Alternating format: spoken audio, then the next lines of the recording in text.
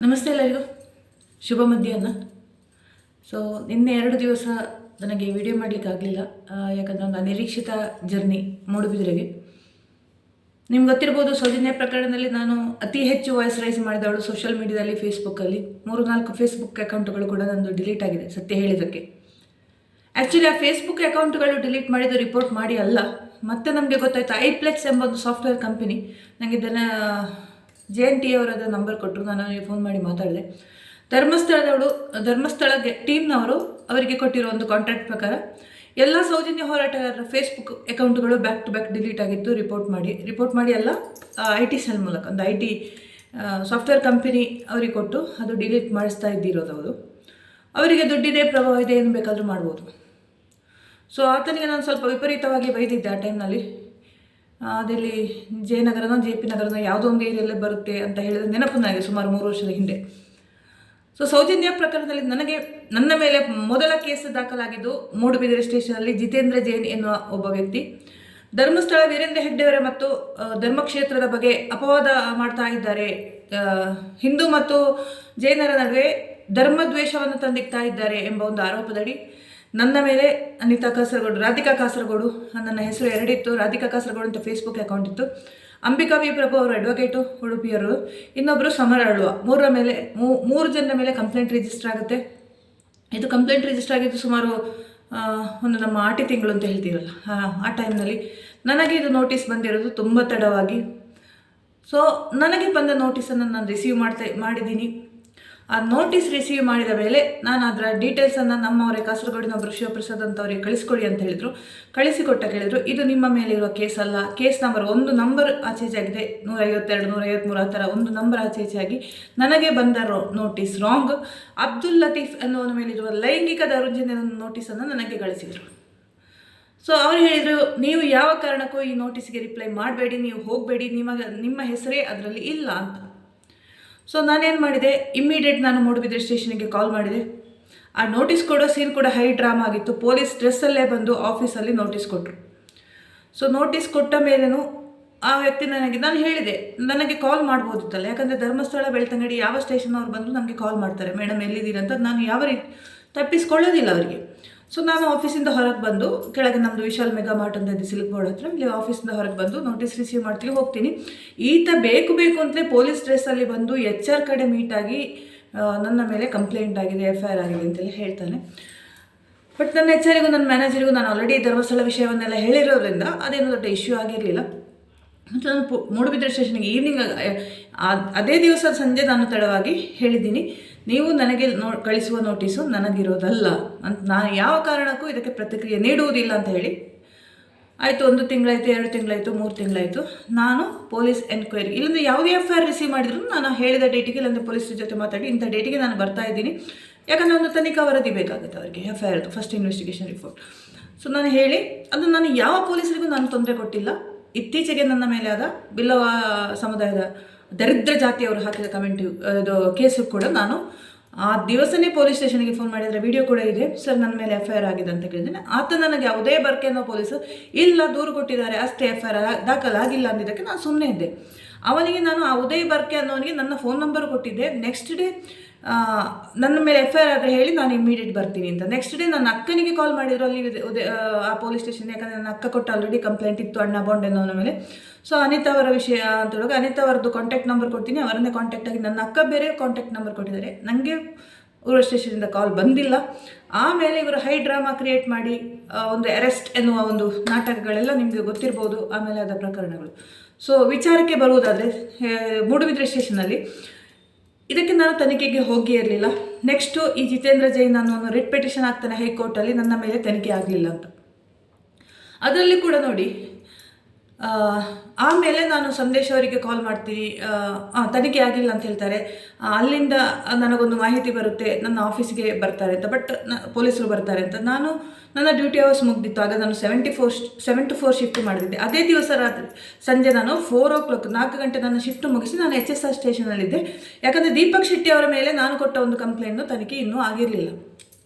So ಅದರ ಸಂಬಂಧಿತವಾಗಿ ನಾನು HSS ಸ್ಟೇಷನ್ಗೆ ಭೇಟಿ ನೀಡಿದೆ. ಅದೇ ಟೈಮ್ನಲ್ಲಿ ನನ್ನ ಆಫೀಸ್ಗೆ ಪೊಲೀಸರು ಕೂಡ ಬಂದರು. ನನಗೆ ಆಫೀಸಿಂದ ಕಾಲ್ ಬರುತ್ತೆ.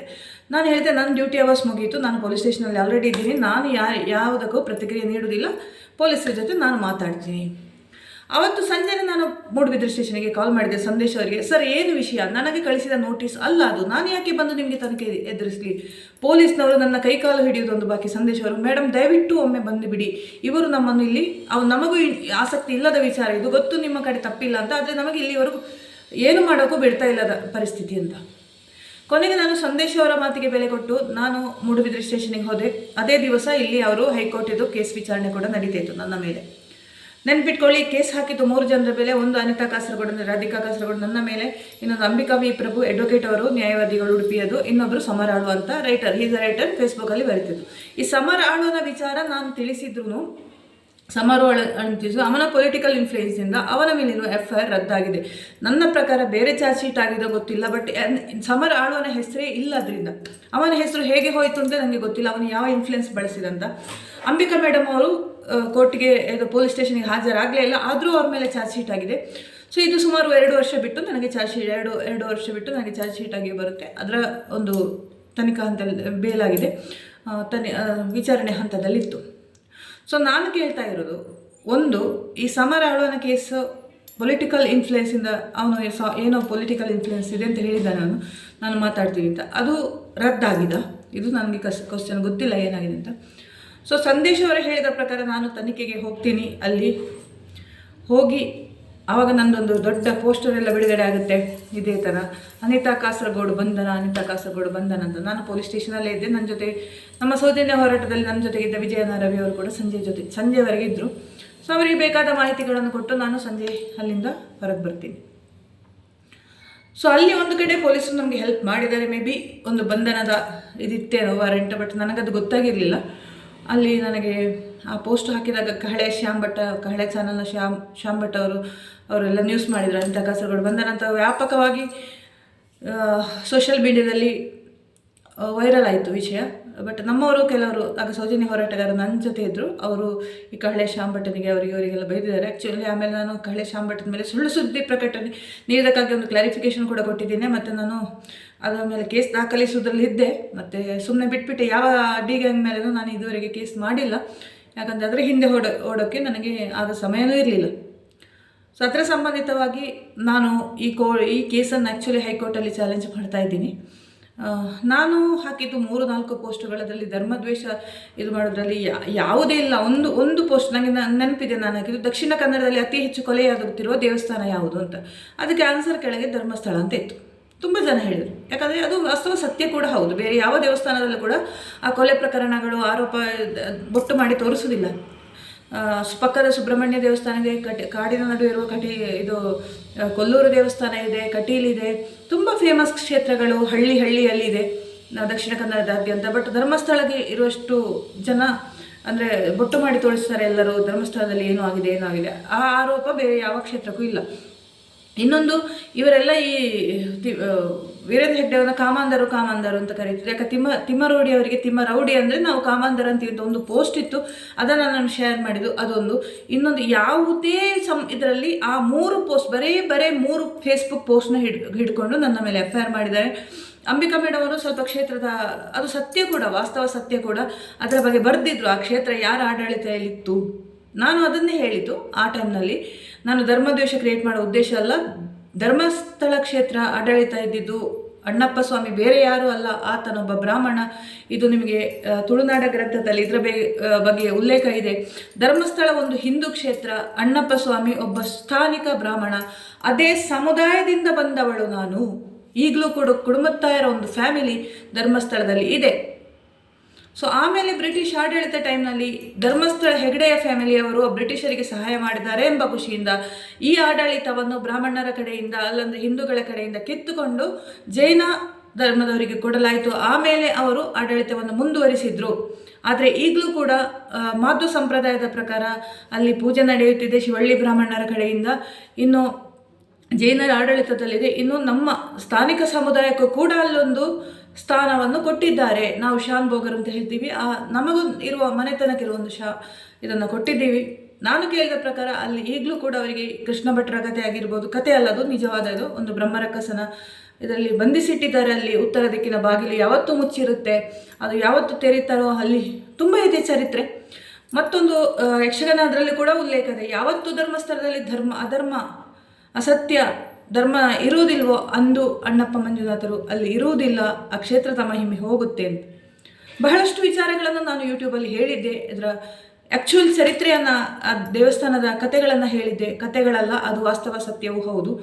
ಸೊ ಅದು ಧರ್ಮಸ್ಥಳ ಕ್ಷೇತ್ರ ಹಿಂದೂ ಕ್ಷೇತ್ರವೇ, ಅದು ಜೈನರ ಕ್ಷೇತ್ರ ಅಲ್ಲ ಅಂತ ಹೇಳಿದ್ದಕ್ಕೆ ಜೈನರು ಅದನ್ನು ಒಂದು ಕಮರ್ಷಿಯಲ್ ಬಿಸ್ನೆಸ್ ಸೆಂಟರ್ ಮಾಡಿಕೊಂಡಿದ್ದಾರೆ ಎನ್ನುವ ವಿಚಾರವನ್ನು ಹೇಳಿದ್ದಕ್ಕೆ ನನ್ನ ಮೇಲೆ ಕೇಸ್ ದಾಖಲಾಗಿದೆ. ಆಮೇಲೆ ನಾನು ಪೊಲೀಸರಿಗೆ ಸಹಕರಿಸಿದೆ, ಮುಗಿಯಿತು. ಈಗ ವಿಚಾರಣೆ ಹಂತದಲ್ಲಿದೆ, ಅದು ನಾನು ಹೈಕೋರ್ಟಲ್ಲಿ ಕೂಡ ಚಾಲೆಂಜ್ ಮಾಡ್ತಾ ಇದ್ದೀನಿ.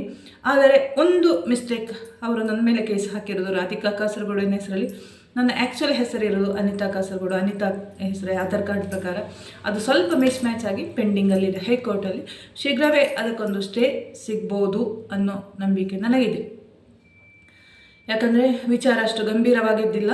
ಇತ್ತೀಚೆಗೆ ಫೆಬ್ರವರಿ 7ಕ್ಕೆ ನನಗೆ HSR ಸ್ಟೇಷನಿಂದ ACP ಅವರು ಕೊಟ್ಟ ಒಂದು ಸರ್ಕ್ಯುಲರ್ ಪ್ರಕಾರ ಫೇಸ್ಬುಕ್ ಪೋಸ್ಟ್ಗಳು, ಸಾಮಾಜಿಕ ಜಾಲತಾಣದಲ್ಲಿ ಬರೆದ ಪೋಸ್ಟ್ಗಳಿಗೆ FIR ಮಾಡುವಂತಿಲ್ಲ, ಅದು ವಿಚಾರಣೆ ಹಂತಕ್ಕೆ ಹೋಗಬೇಕು, ವಿಚಾರಣೆ ಮಾಡಿ ಅದು FIR ಮಾಡಬೇಕಾದ ಕಂಟೆಂಟೋ ಅಂತ ಹೇಳಿ ನೋಡಿದ ಮೇಲೆ ಅದು ನಮಗೆ ಅವರು FIR ಮಾಡ್ತಾರೆ.